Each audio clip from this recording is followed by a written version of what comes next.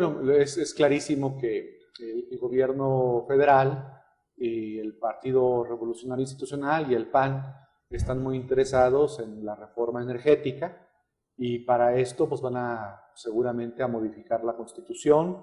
La idea es hacer esta reforma, esta modificación constitucional pues, para permitir que inversionistas, sobre todo extranjeros, participen en la industria petrolera de México. Lo que está prohibido pues, en la Constitución. La Constitución prohíbe en el artículo 27 actualmente de la Carta Magna la posibilidad de concesiones o de contratos para que inversionistas privados participen en la explotación de los recursos naturales de la nación. O sea, actualmente como está la Constitución, no podrían los inversionistas ni nacionales ni extranjeros intervenir con recursos, con sus empresas, interviniendo en la industria petrolera nacional. Está prohibido constitucionalmente. ¿Qué lectura le da, doctor, a esta declaración del presidente Peña Nieto diciendo que aunque haya que modificar la Constitución, o sea, ¿podría modificarse el 27 constitucional? Bueno, esa es una discusión teórica. Desde luego, ¿qué hay? O sea, ¿qué lecturas? Vamos por partes. La lectura política inmediata es pues, que Peña Nieto pues, se ha comprometido ya con los grandes países del mundo, con las grandes potencias, sobre todo con los Estados Unidos y con la Gran Bretaña,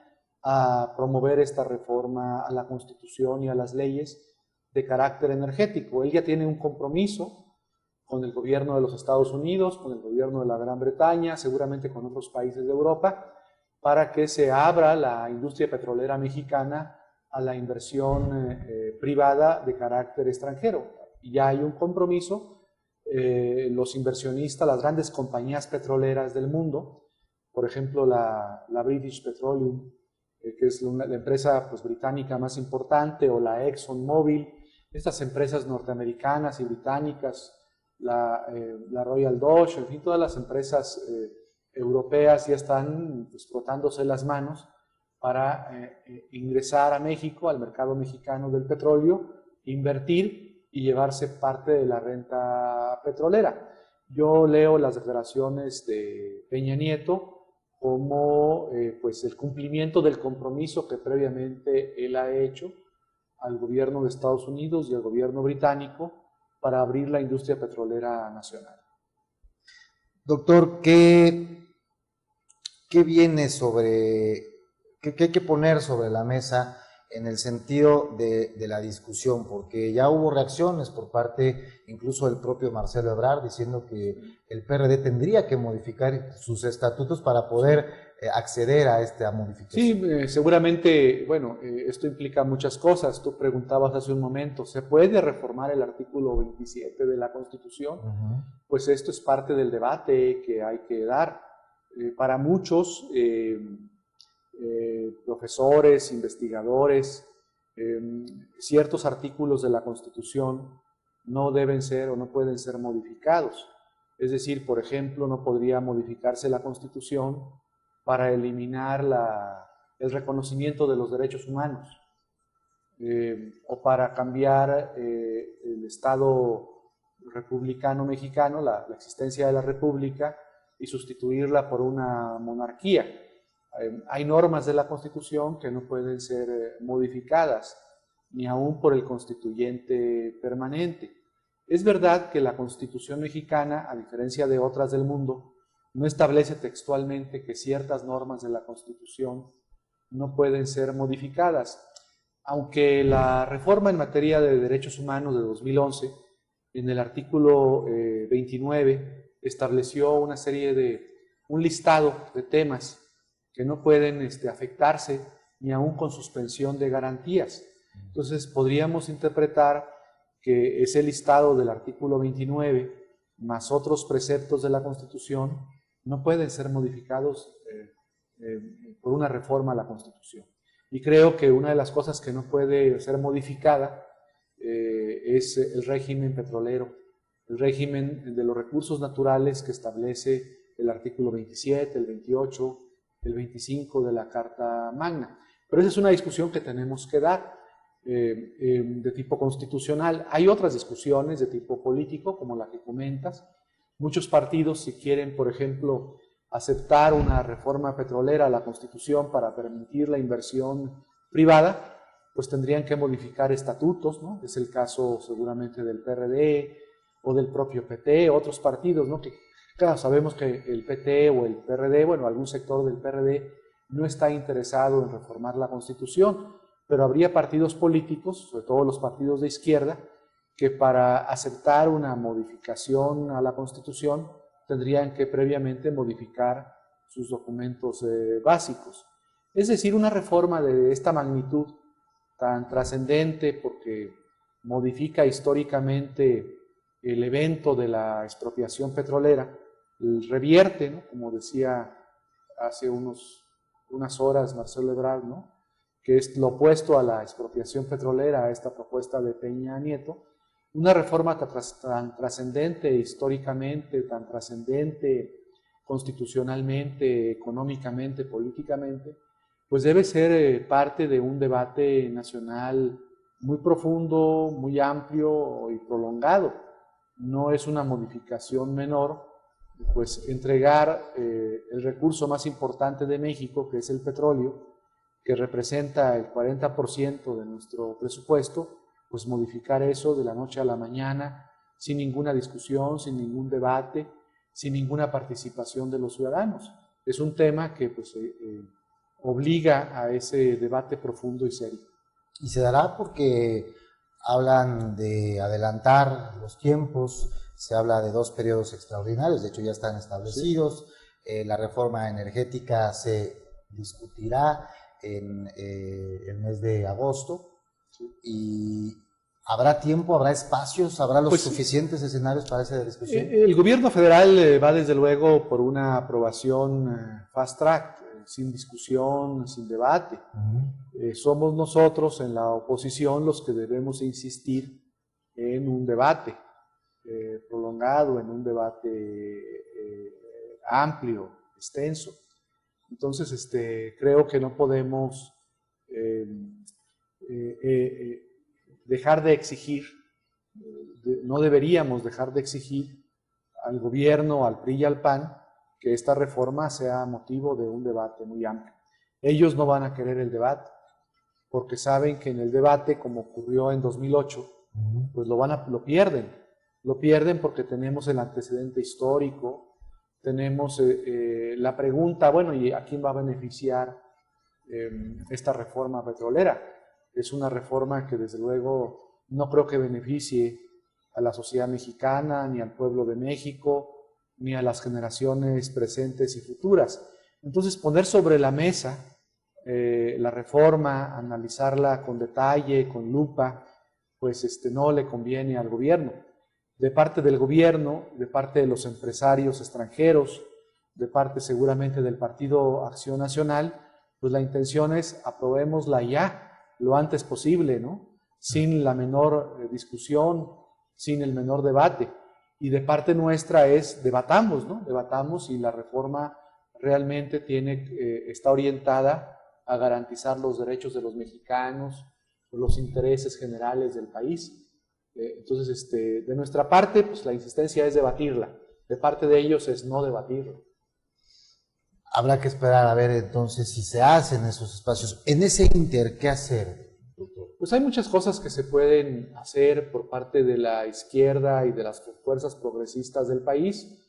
Yo creo que una buena cosa que podemos hacer es, pues en este tipo de programas o utilizando las redes sociales, darle a conocer a la población la importancia que ha tenido el petróleo en México, qué representa en términos económicos para el país, qué representa en términos jurídicos, históricos, políticos, pues para que la sociedad vaya tomando conciencia de la trascendencia de la reforma.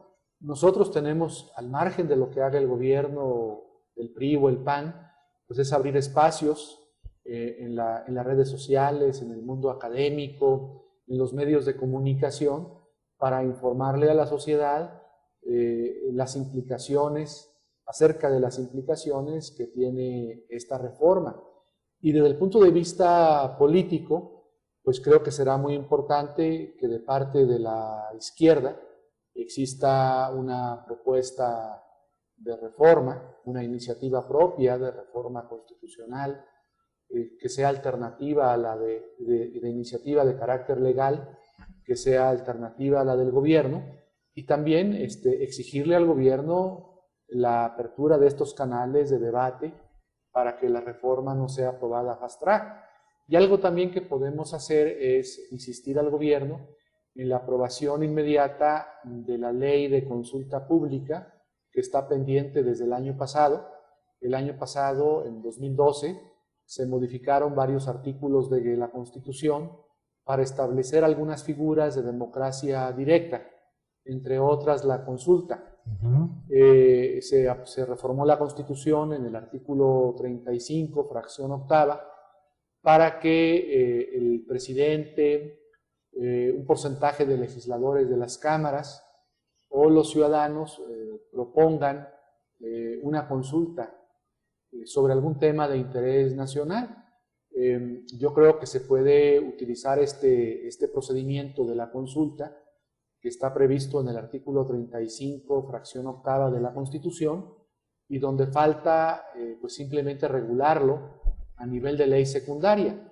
La consulta, como ¿Se refiere al referéndum? La consulta tiene una doble vertiente. Una vertiente es el plebiscito y otra vertiente es el referéndum. ¿Qué diferencia hay entre uno y otro? En el plebiscito pues se trata simplemente de preguntarle a la sociedad qué opina sobre un tema que puede tener carácter legal o no legal, jurídico o no jurídico. Es decir, preguntarle, por ejemplo, a la sociedad, ¿ustedes qué opinan acerca, por ejemplo, de la defensa de las playas en México? Y la sociedad, pues, contestar. Entonces, la consulta, ese sería el plebiscito. Sí, es simplemente recabar una opinión, un planteamiento que hacen los poderes públicos o los propios ciudadanos a la sociedad para que la sociedad diga qué opina sobre algún tema en particular.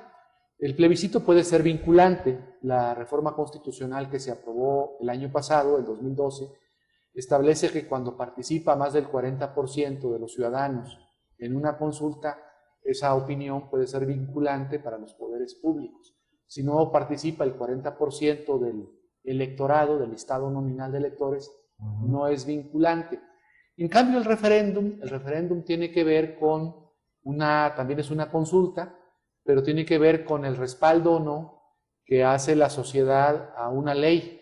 O sea, una ley, después de ser aprobada, puede ser sometida a referéndum, o una reforma a la Constitución, o un tratado, y la sociedad dice, bueno, estamos de acuerdo con lo que aprobó el Congreso, o no estamos de acuerdo con lo que aprobó el constituyente permanente, lo respaldamos o no lo respaldamos. Si participa el 40% en esa consulta, el referéndum puede ser vinculante para el constituyente permanente o para el Congreso. Entonces yo creo que es importante que una reforma tan trascendente, porque tiene que ver con un hecho histórico, que fue la expropiación petrolera, y porque se trata de una reforma que va en sentido contrario a este hecho histórico fundamental de la vida del país, como fue la expropiación petrolera, un tema tan importante pues debe ser sometido a un referéndum. Y para esto, jurídicamente, pues simplemente hay que aprobar la ley secundaria para que se establezcan... Falta todavía esa ley secundaria. Falta esa ley en este secundaria. momento, si se convocase a un referéndum, ¿no procedería desde el punto de vista legal? Ahí habría una discusión jurídica, ¿no? Habría quien señalara jurídicamente que los preceptos de la Constitución son directamente aplicables sin necesidad de la ley secundaria. La ley secundaria es simplemente para regular el procedimiento, es decir, por ejemplo, cómo el IFE tiene por ejemplo, cuando el referéndum o el plebiscito es solicitado por ciudadanos, la reforma constitucional dice que lo deben de pedir el 2% del listado nominal. Entonces, la ley secundaria lo que debe establecer es cómo el IFE va a verificar que el 2% de los ciudadanos ha solicitado el referéndum o el plebiscito. Entonces, bueno, seguramente la ley secundaria, que el IFE debe pedirle a los ciudadanos, a los convocantes. Sí, faltaría, perdón, doctor, definir un poco más detalladamente las reglas. Las reglas para que se convoque. Las reglas del juego, pero sí se puede jugar. Pero sí se puede jugar. Y una ley de referéndum o la ley de consulta, que se llamaría así, la ley de consulta reglamentaria de la fracción octava del artículo 35, pues se podría aprobar antes del referéndum, antes de que se presente la iniciativa del gobierno en materia petrolera. O decirle al gobierno cuando presente la iniciativa, espérate, vamos antes de que el Congreso de la Unión se pronuncie y las legislaturas locales que deben pronunciarse para una reforma constitucional, queremos un referéndum, aprueba primero la ley del referéndum o la ley de la consulta. Entonces, con esa ley aprobada, esa se puede aprobar en una semana, no se requiere mucho para aprobar. De hecho, ya hay iniciativas presentadas para regular la consulta. Será parte también en el Pacto por México, por ejemplo. Los propios partidos PRI y PAN tendrán que presentar una ley reglamentaria del derecho de consulta. Es decir, es algo que se ha venido trabajando, tal vez no con la espectacularidad de la reforma energética, pero es algo en donde ya el Congreso de la Unión, las cámaras, pues tienen trabajo hecho, tienen iniciativas. Algunas de las iniciativas ya están presentadas en las comisiones, se están discutiendo en las comisiones de las cámaras.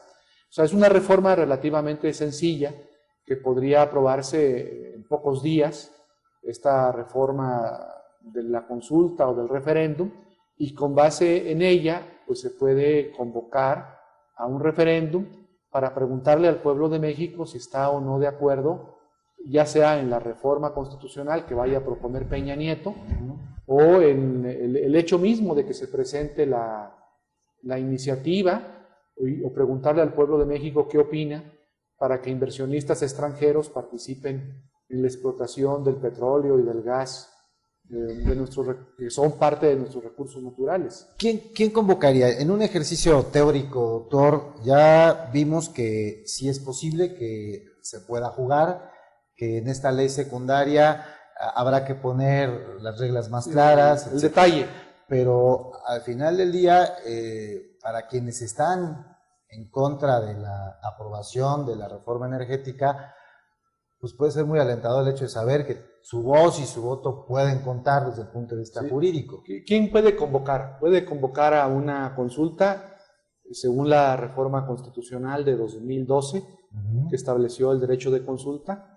El Ejecutivo Federal, o sea, Peña podría convocar a la consulta. Cosa que no se va a dar, pero podría hipotéticamente hacerlo. El 33% de los legisladores de las cámaras. Habría que ver si la izquierda tiene el número suficiente de legisladores, el 33%, para convocar a esa consulta, o el 2% de los ciudadanos que integra el listado nominal. Estamos hablando pues de como 1.800.000 ciudadanos. ¿Quién movería a esos ciudadanos? Se me ocurre que podría ser a través de redes sociales, donde alguien, un líder, convoque y diga, a ver, señores, la reforma energética plantea tales y cuales cosas en contra de la nación, y a partir de ahí, bueno, pues entonces... Alguien como Andrés Manuel López Obrador, o a cualquier líder social, un grupo de académicos, no sé, un profesor del Colegio de México como Lorenzo Meyer, académicos de la UNAM o de la Metropolitana, yo soy 132, todos juntos, ¿no? Se convoca, y lo que hay que reunir es ese número de firmas, que son el 2% del listado nominal, que repito es como 1.800.000 ciudadanos, y que esos ciudadanos pues, convoquen al referéndum. Y si se junta el número de firmas que establece la Constitución, pues el referéndum tiene que ser convocado. Entonces pueden ser ciudadanos, pueden ser legisladores, o puede ser el propio titular del Ejecutivo, o poner a Peña contra las cuerdas también. A ver, Peña, tú dices que es una reforma que el pueblo de México la ve bien. A ver, pues convoca tú a la consulta, ¿no? A ver qué te dice el pueblo de México.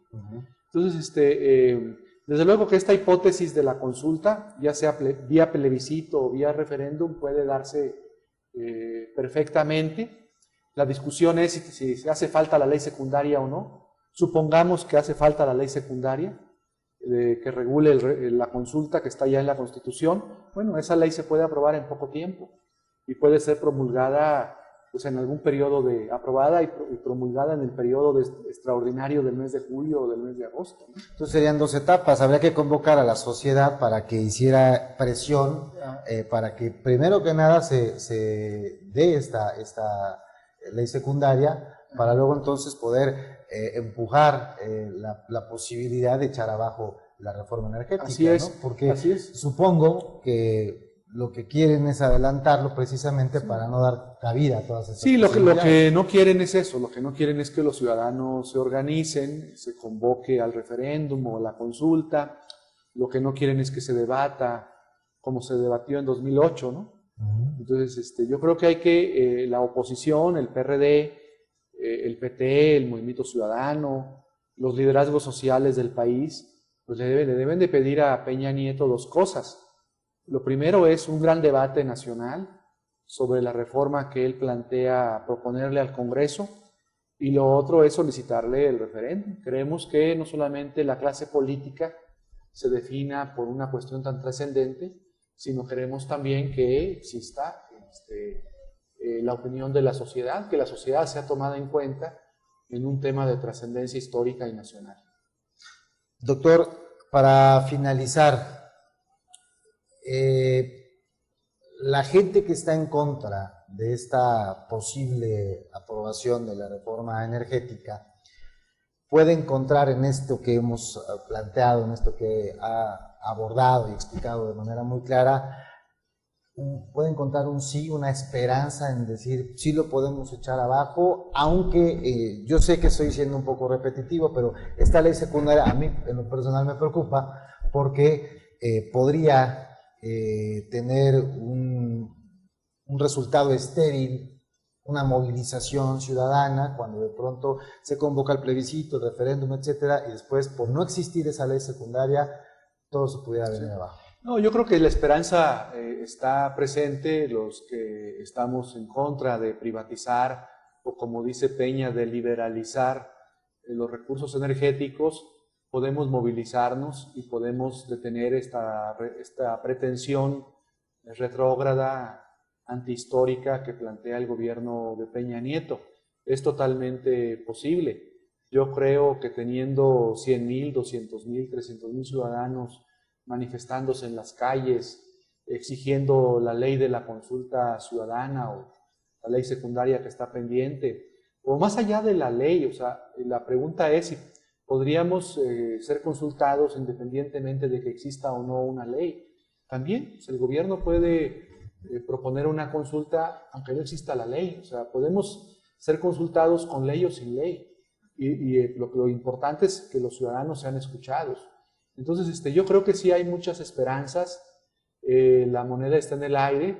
Desde luego, el gobierno federal, el PRI y el PAN, con el apoyo de los grandes intereses económicos y mediáticos de México, van a intentar sacar a esta reforma de espalda a la sociedad, de espaldas a la sociedad, sin consulta y sin debate.